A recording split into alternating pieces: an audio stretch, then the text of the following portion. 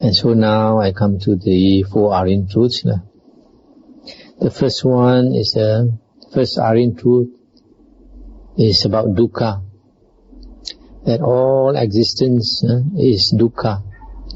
This word dukkha literally means difficult to endure. And it's often translated as unsatisfactory or suffering or sorrow. And it encompasses all these meanings and probably more. Now, life or existence means the presence of life force or energy in us. And energy, implies motion, change, restlessness. Energy never stays still, right? And because of motion and change, there is impermanence. Because of impermanence, all beings are subject to the continued process of birth, aging. Babies come out of the womb crying. If they don't cry, somebody gives them a smack on the backside to make them cry. Born is dukkha. Aging is dukkha. Sickening is dukkha. And dying is the biggest dukkha for most people. And there's no being with eternal life. Because in the Buddha's teaching, all that arises is subject to dissolution. Anything that arises due to conditions must dissolve due to conditions. So the other aspects of dukkha is like being parted from loved ones is dukkha, as you all know very well. Meeting with enemies, people you don't like, is also dukkha. To lament over the past, what is already past and what wrong action that you did, you lament over it, that is dukkha. And to worry about the future, that also is dukkha. Not to have what one wants is dukkha. It's very common. And to get what one does not want is also dukkha. And not to have enough of what one wants is also dukkha. To have what one wants but not long time enough is also dukkha. Like many years ago, I saw in the papers, an old man about 80 years old, I think in America, he struck the lottery or lotto, millions of dollars. 80 years old, how to enjoy? That's also dukkha. To crave for sensual pleasures that cannot be satisfied, that is dukkha. To be restless and generally discontented is dukkha. To be subject to our constantly changing moods is dukkha. Now there are 2 kinds of feelings. Physical and mental feelings. Physical feelings are defined in the suttas as those feelings that arise from a physical contact. From seeing, from hearing, smelling, taste, touch, from the body. That is physical feeling. Mental feelings are those feelings that arise from a mental contact, from thinking. So there are also 2 kinds of dukkha. This is the 2 kinds of feeling. Physical dukkha and mental dukkha. Now mental dukkha, according to the Buddha, is not found in an Arya. In an ordinary person, the Pali word is putujana. An ordinary person has 2 kinds of dukkha. Physical dukkha as well as mental dukkha. He is stabbed by 2 spears or 2 knives. Whereas the Ariyan, the Arya, is only stabbed by 1, the physical dukkha. So, when we understand the Dhamma, then we accept things as they come. We understand that all things must change. That dukkha is part of life. So when we understand that, we don't have the mental dukkha. Now, the physical dukkha, again, can be spoken of as two types. One that is avoidable and one that is not avoidable. The one that is not avoidable is like aging. Nobody can avoid aging, sickening, dying. It's the type of physical dukkha that even an Arahant or a Buddha has to suffer. But the avoidable physical dukkha is that due to unskillful karma. Unskillful karma which harms others or harms oneself. So when we understand the law of karma, then we avoid unskillful karma. We don't cause harm to other beings and we don't cause harm to ourselves. So that is the aim of the Buddha's teaching, to minimize our suffering. To minimize our suffering.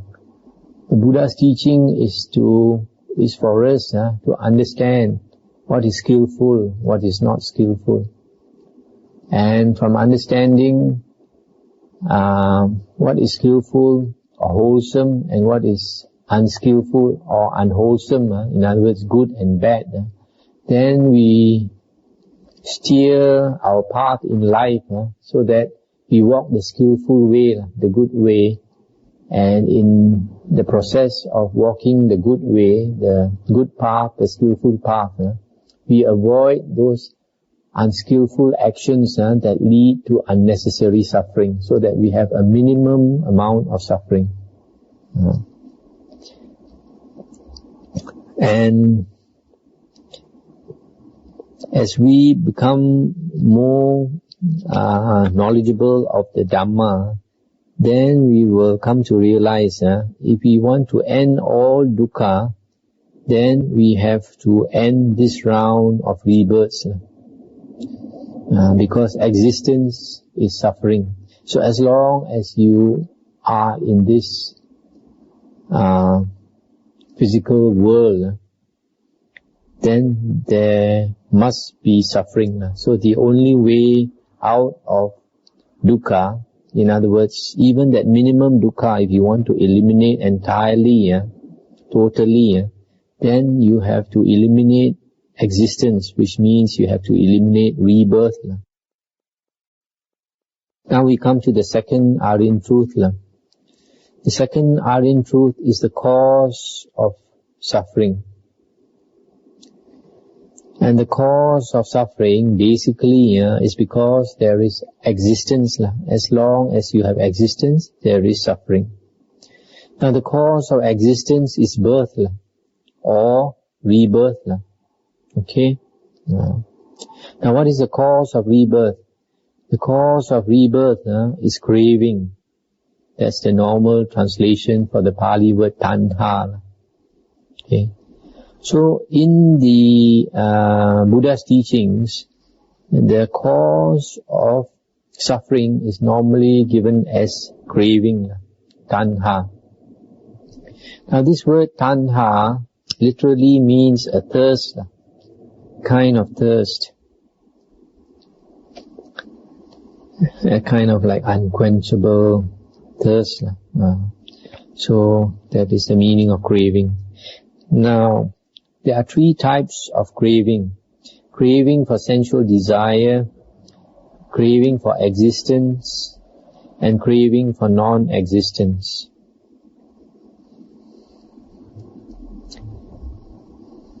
Now, craving for sensual desire, just now I've already spoken at a certain length on this. The restless nature of living beings makes them discontented, and they crave to satisfy their desires through the senses, because that's all they know.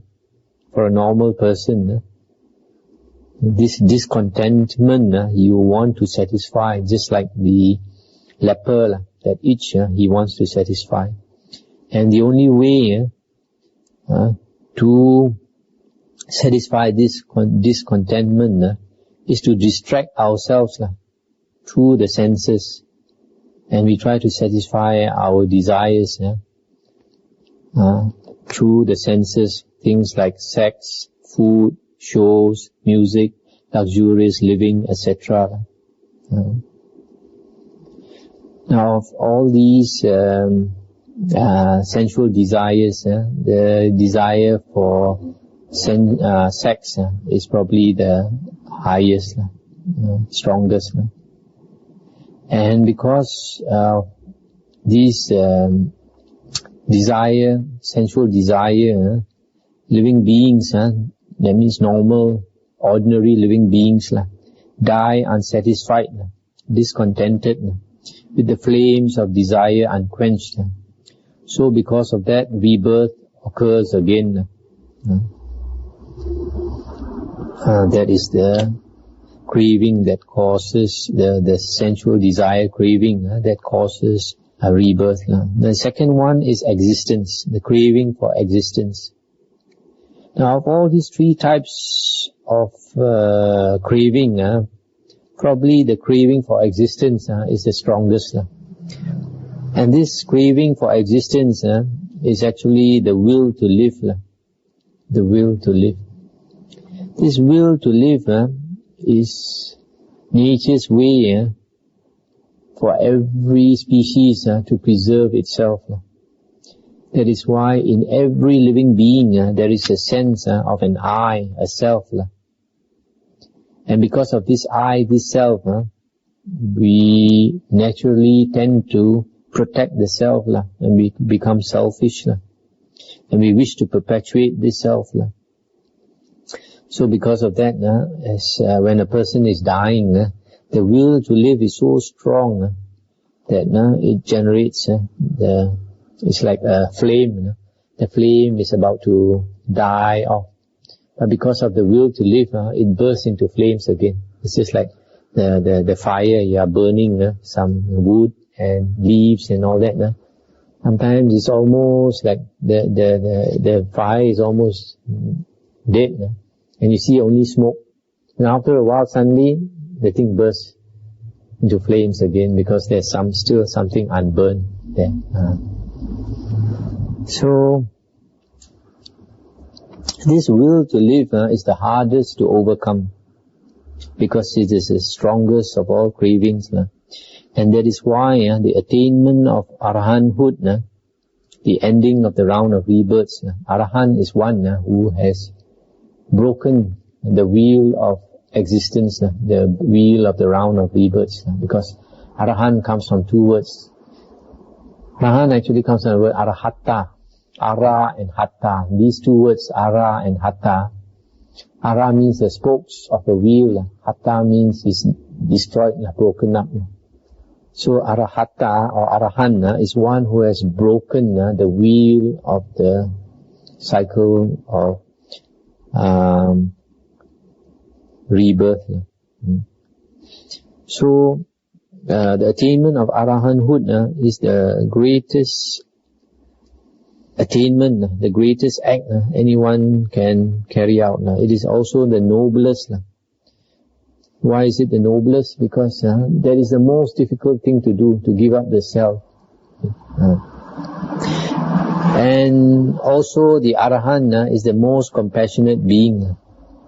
Nowadays people don't understand. They say the Arahant is a selfish being. That's the most ridiculous statement, because the Arahant is one who has given up the self. And when a person has given up the self, he has no self. It also means he sees that all living beings are himself. He is one with every living being. So if every living being is he himself, how can he harm another living being? Right? That is why the Arahant is the most compassionate person in the world. You cannot find another person more compassionate than an Arahant. In the Buddha's teaching, a Bodhisattva is still selfish because he still has the self. He still hasn't attained to that higher stage of Arahanthood. Bodhisattva still has not completed the full evolution, spiritual evolution. He still somewhere halfway. So because he has the self, he is still selfish. Whereas the Arahant has no self, and he is the most compassionate being. Now the third type of craving is the craving for non-existence. This craving for non-existence that causes rebirth is a bit interesting. Now, why does craving for non-existence bring about rebirth? This person who craves for non-existence, he doesn't want to exist, and yet that is the cause for existence. The first type is like a person who is so sick with life, who he cannot stand the dukkha in life, that he commits suicide. Just as nowadays you read in the papers, a large stockbroking company in Japan closed down, and one of the directors clutching all his share certificates, used to be worth millions of dollars, now worthless. Holding all his share certificates, he jumped from a tall building to his death. So this kind of person, he can't take life anymore. So he wants to end existence. But because he's not ready to end existence, his mind is so agitated that is the very cause for existence. People don't understand that Nibbana literally means the Pali word Nibbana, cool. It means cool. You see, the English term, I always tell you, be cool, play it cool, right? Don't get agitated, that's what it means. Don't get agitated. Because when you are agitated, you can't be cool. So, you cannot enter Nibbana if you are not cool, if you are agitated. And this person who's craving for non-existence, he's agitated when he commits suicide. He's so agitated that he cannot enter Nibbana. Impossible to enter Nibbana, because Nibbana is a cool state. So that is why you can see why when a person commits suicide, that itself is a cause for rebirth. Now the other aspect of the craving for non-existence is excessive desire in practicing the spiritual path. Practicing the spiritual path. There are some people, they meditate, they want to end their dukkha, they want to end rebirth, but they are very agitated, they practice too hard, and their desire to end suffering and to attain Nibbana is too great. Such a person with too much desire also can never succeed, because he is not playing it cool. There's one sutta, Anguttara Nikaya 5.89, where it is said that one cause for a monk failing in the holy life is that he does not reflect on the mind as free. It's strange, that the mind is basically already free. We don't understand it. And we keep on trying to get out of samsara. Actually, if we understand the teachings of the Buddha, then we come to realize that this world is our creation. Because the Buddha said, the world arises dependent on consciousness. So because we are agitated, we see the world arise in our mind. And in this world, you see your body inside the world. And if you don't understand this, you strive very hard to liberate yourself. But basically, if we don't use this mind, then the mind straight away becomes cool. As long as we keep on using this mind and trying to strive, that is a mistake. That's why the Buddha said he does not reflect on the mind as free. So it is suttas like this which are very important for us to understand. That is why it is very, very important to listen to the suttas. If you don't listen to the suttas, you keep on practicing very hard. The more you practice, the more you keep yourself in samsara. Why? Because you have excessive desire, and that is not playing it cool. So these are the three types of craving that causes to stay in samsara, that causes to take rebirth. Craving for sensual desires that cannot be satisfied. The second one is craving for existence, the strongest craving, which immediately, as you die, brings about rebirth. The third one is craving for non-existence, this agitated state of mind, which also brings about rebirth. Now we come to the third Ariyan truth. The Buddha said that there is a state of cessation of dukkha.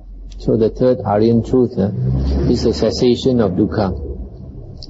And this state of cessation of dukkha is called nibbana.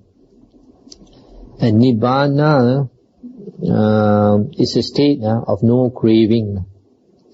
Is a state of the destruction of the asavas. Asavas can be translated as uncontrolled mental outflows or defilements. And nibbana has the three characteristics of being birthless, decayless, and deathless, which is the opposite of ordinary things in existence. All things in existence have the three characteristics of being born, changing of state, that means decaying, and finally death or dissolution. Whereas nibbana is the opposite, birthless, decayless, deathless. Now, in one of the suttas, the Buddha said that we continue in samsara because of three things: greed, hatred, and delusion. And the Buddha gave a parable of a fire burning. And this fire is burning because of three things inside there: dried grass, dried leaves, and twigs. And as long as you keep on adding dried grass, dried leaves, and twigs, this fire will continue to burn, right? But suppose you don't put any more of these grass and leaves and twigs. What happens? Slowly the fire will burn up the grass, leaves and twigs that are already there until they are all consumed, and then the fire will go out by itself. So in the same way, the Buddha said, when we stop adding this greed, hatred and delusion, then there's no more fuel for the fire to burn that drives us in the round of rebirths. So that is why the nibbana is also a state where there is no more greed, hatred and delusion. Now in the Udana 8.3 and also in the Iti Vuttaka 2.43, there's one sutta where the Buddha said, there exists amongst that which is unborn, that which is unbecome, that which is uncreated, that which is unconditioned. If there did not exist amongst that which is unborn, that which is unbecome, that which is uncreated, that which is unconditioned, there could not be shown the escape from that which is born, from that which is become, from that which is created, from that which is conditioned. But because there exists amongst that which is unborn, that which is unbecome, that which is uncreated, that which is unconditioned, therefore the escape can be shown from that which is born, that which is unbecome, that which is become, that which is created, that which is conditioned. So the Buddha is saying here that the state of nibbana exists. Now, the state of nibbana cannot be known by the mind. because it is a state where the mind ceases, where consciousness ceases. That is why Nibbana can be described only in negative terms, like the unborn, the unconditioned, the unbecome, the uncreated, etc. In the Majjhima Nikaya, number 72, Agi Vacca Gota Sutta, the Buddha said, the Tathagata is liberated from reckoning in terms of body, feelings, perception, volition, consciousness, vacca. He is profound, immeasurable, unfathomable, like the ocean. The term reappears does not apply. The term does not reappear does not apply. The term reappears and does not reappear does not apply. The term neither reappears nor does not reappear does not apply. So in this sutta, the Buddha is saying that the state of the Buddha, the final state, he is liberated from the five khandhas, body, feelings, perception, volition, consciousness. These five khandhas are also basically body and mind, because feelings, perception, volition and consciousness is mind. So the Buddha is saying he is liberated. That means the final state of the Buddha is liberated. There is no body, there is no mind. But the Buddha didn't say that there's nothing, The Buddha said he is profound, immeasurable, unfathomable, like the ocean. Now there are two views about Nibbana. In Nibbana, the state of Nibbana, something exists is one view. And the other view is that nothing exists because there is no consciousness, there is no body, there is nothing. Now this the Buddha calls the two extreme views. That something exists is called the eternalist view. That means the Buddha, after going into Nibbana, he still exists in some way. That is called the eternalist view. The other one, that nothing exists because he has no body, he has no mind, is called the annihilationist view. That means he is annihilated, no more, destroyed. Now in one sutta, Anguttara Nikaya 4.174, the Venerable Sariputta said concerning this state of Nibbana, Sariputta, the Venerable Sariputta said, say not that something exists, because by saying that something exists, you bring in a difficulty where there is none.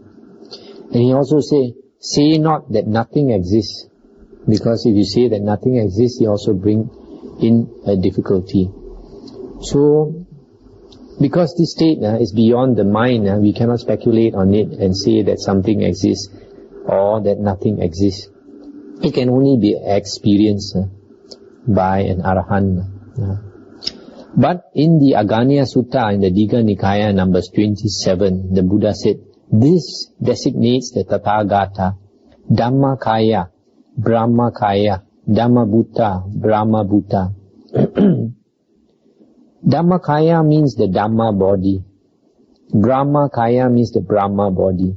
Dhammavuddho means Dhamma become. Brahmabuddha means Brahma become.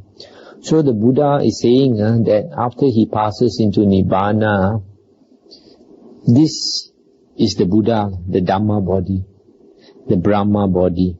Dhamma become, Brahma become. Yet the Buddha is saying that the state is too profound for an ordinary mind to understand.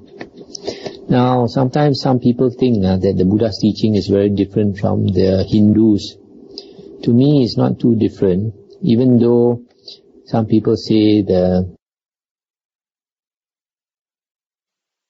want to get out of samsara. And you strive and you strive and you strive. You never get out of samsara until you can cool yourself, because the state of Nibbana, the state away from dukkha, is called Nibbana, and it literally means a cool state. Cool state. You cannot be agitated. If you are agitated, you can never attain Nibbana. There is a sutta in the Anguttara Nikaya where a few causes for a monk falling away or failing is given. And one of it is quite interesting.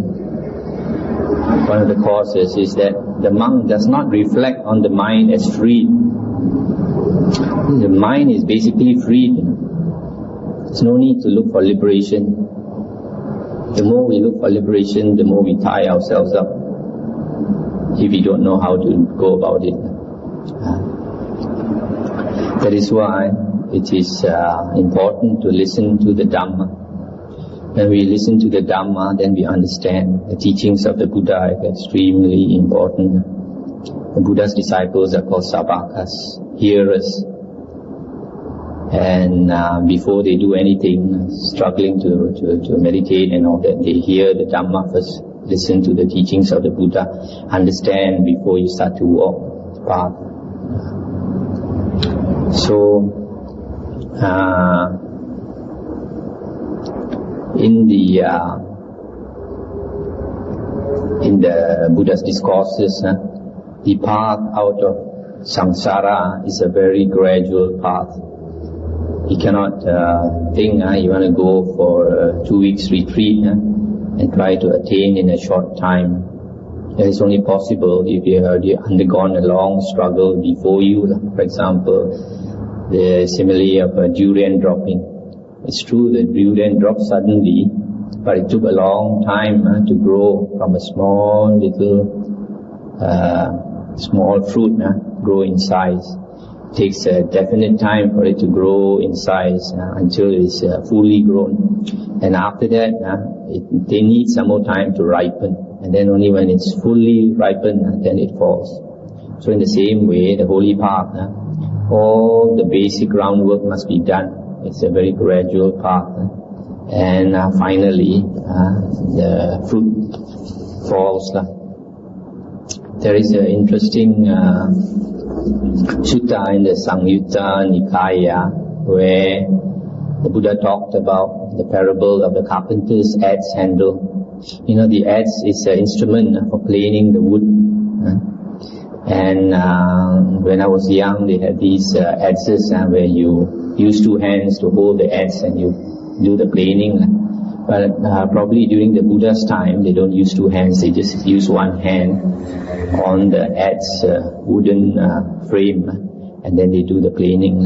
And then the Buddha said, this carpenter, he uses his adze, and after a long time, he looks at the adze, the wood has got the mark of the thumb, has got the mark of the fingers, how do you say, etched into it, sort of worn into it, into that wood. So he knows, by seeing the adze, the wood, by seeing the marks of his fingers there, he knows that he has worn away the wood by using the adze. But the Buddha says he does not know how much of the wood he wore away yesterday. He does not know how much of the wood he wore away today. He does not know how much of wood he wore away at other times. But he knows that the wood has been worn away just by plainly seeing that it has been worn away. So in the same way, when we cultivate the spiritual path, we do not know how much of the asavas or defilements has been worn away. For sure. But if we continue practicing year, after some time, we find our whole person change. Our personality changes, the temper goes down, the ego goes down, we become more humble. We let go of some of our attachments. We become a cooler person. Then we know for sure we're on the right path. That some of the asavas has been worn away. So it's not that you go for a short retreat and immediately expect results. It takes years and years of practice on the holy life.